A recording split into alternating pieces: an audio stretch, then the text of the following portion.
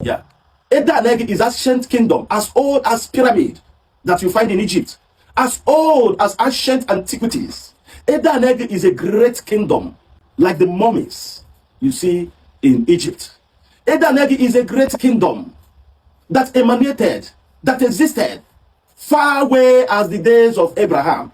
I am the reincarnation of the man called the Edaneg, the first traditional ruler of Ozara, the first traditional ruler that the white men, the colonial master, met in Ozara, and they took him to Abaja in Udi, local government of Enugu State.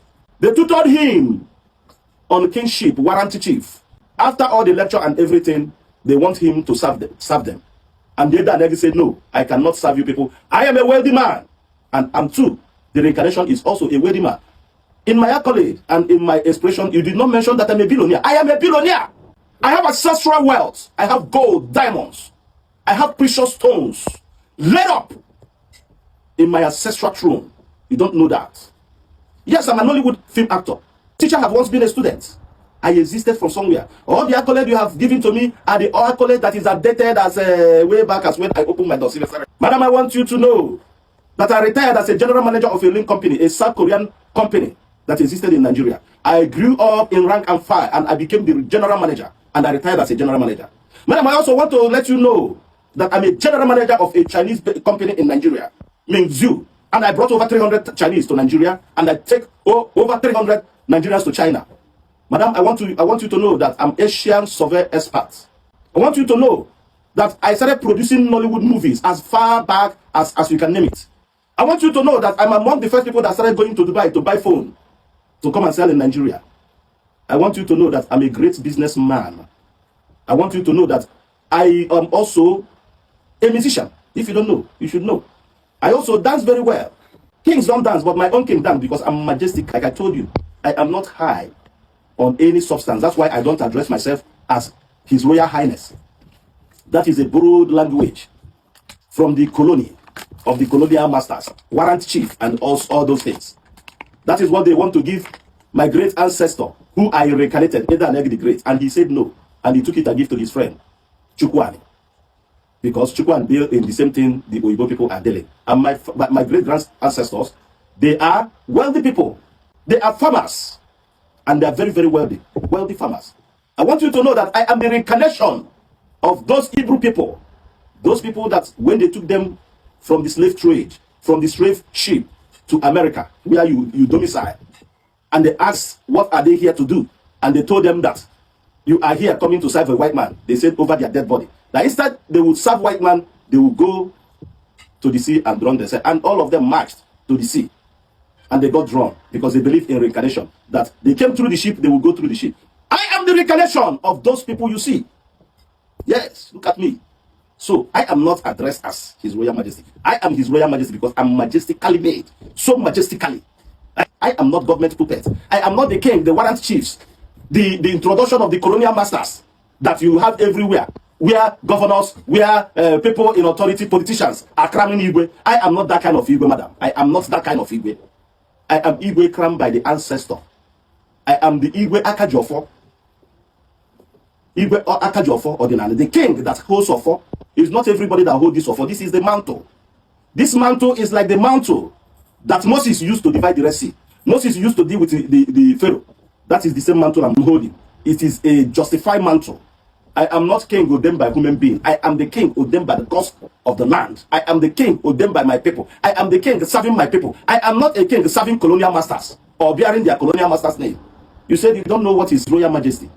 Madam, I presume you are educated. You should go and Google what is majesty. And then you will know who I am. And let me continue to play. The crown attached to his name. Now here's where it gets a little interesting. In late 2025, he appeared on the Honest Bunch podcast and shared his philosophy on marriage and tradition. He argued that a man's problems begin when he empowers his wife or girlfriend financially, saying that's what causes relationships to collapse, based on his own past marriage. He also... Madam, as a traditional man, I shared my candid opinion with Honest Podcast. And I still stand on that opinion. I don't know what concerns you with African tradition. In your Western world, where you people marry today and you divorce today, you divorce tomorrow and everything. That cannot happen here. We did not imbibe that culture. We did not, and we cannot. Here, a woman is supposed to be a helper. That's what I mean.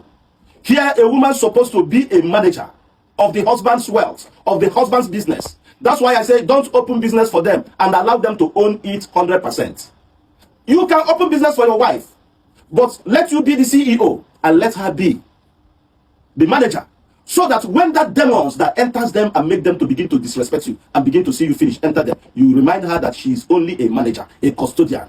You push her away and bring a proper manager that will take it. Because I am talking with experience. Not only that I'm talking with experience. This is what we experience here in Africa, even in the Western world. Our people that are in the Western world, go and ask about the Nigerians, the Africans that are in the Western world, what they are going through with their wives. I thank God that UK now say that if you divorce your husband, you are going to be deported. And I hear, and I am happy also that the Trump, your country president, now said that if you divorce your husband, that the alimony will be lent to you. They will not share 50-50 again. We are trying to stop that. I will not call it. What kind of culture is that? That you are making a woman a head. Woman is supposed to be a helper. Woman is supposed to respect the husband. Woman is supposed to be under the husband, not as a slave, but as a helper. And as a female, not as somebody that will measure equal with the husband. In America, in Europe, and where you exist, you can practice there. But I'm telling you, in this Africa, this is the honest truth. This is honest truth, and this is what is permissive in this our country. Many women that they have opened business for and empowered, they are the people now dealing with their husband, killing their husband, poisoning their husband, grinding bottles to put in their husband's food, because they have found a better man that they think they will enjoy the rest of their life with the wealth of their husband. I said so. I beat my chest. And let me tell you, honest, Bunch podcast does not bring idiots. They don't bring people who are mutualism affairs. Others are doing their following. They are bringing people who has their opinion and stand on their opinion. Whether you like it or not, that is my opinion, and I stand by it. Promoted marrying multiple wives as a way to maintain peace and balance. Yes, I marry multiple wives. In Africa, we marry multiple wives. Before the colonial masters came to Africa, we are marrying 7 wives, 100 wives, depending on your capability. Even in your Bible, it's written that there will be a time 7 women will cling to one man and be begging the man to marry them, that they will feed themselves only to answer the man's surname. It is in your Bible. You go and check it. And besides, the Old Testament have established a lot of people that got married to many wives. Solomon got married to how many wives and how many concubines? Did the Bible condemn him? He's a protagonist in that Bible and a great scholar in that Bible. David married so many wives and even took the wife of Uriah. Did the Bible condemn him? And he's a man after God's heart. I will name them and more and more. Even Abraham, the father of all nations, which the Bible you people read and introduced to us in Africa, even married a house help of the